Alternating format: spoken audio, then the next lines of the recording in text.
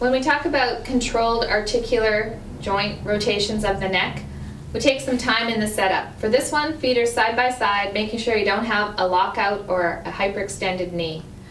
Focus on deep breathing while you take your chin down to your collarbone.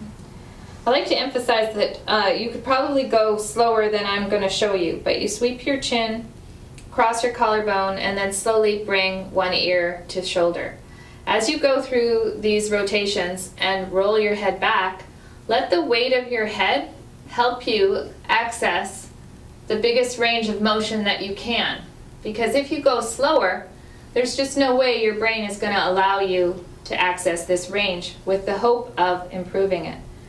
Now as you come back down to your starting position, remind yourself of that deep diaphragmatic breath, and then perhaps take the neck through the same rotation the other way.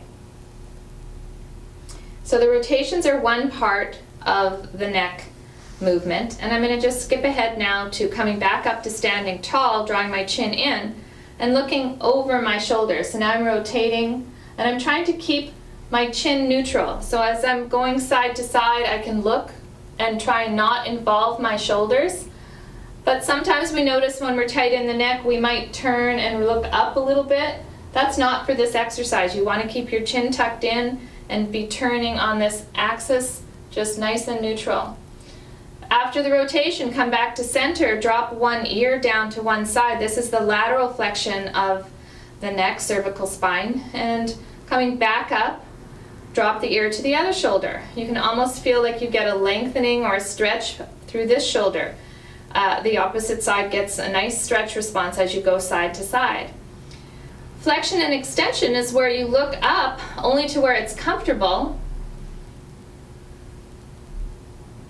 and then slowly bring yourself down, tuck your chin in, and roll your head down, chin to collarbone. Now these movements are of the cervical spine. We talk about them being similar to movements that rotate, side bend, and flex and extend your whole spine, but isolating these movements is important to improve your neck mobility. So try them out and pair them with that deep breath. It'll make a huge difference. Once you've mastered those rotations, you can combine a few of the movements. And this is a very effective exercise. You rotate and flex and rotate looking down at your shoulder or perhaps to the floor. And then you're going to take yourself up into extension and rotation.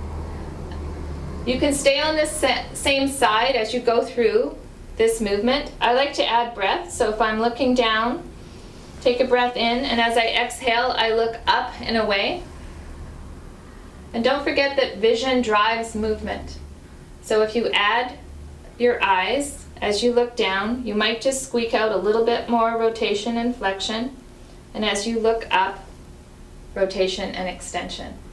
I've had many clients tell me that this one really helps. Just be mindful that when you come into that position, you're not leaning or drawing yourself into that movement without being aware of it.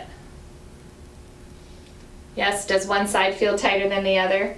If it does, then make sure you tell your chiropractor that so they can zero in on that difference when they treat you.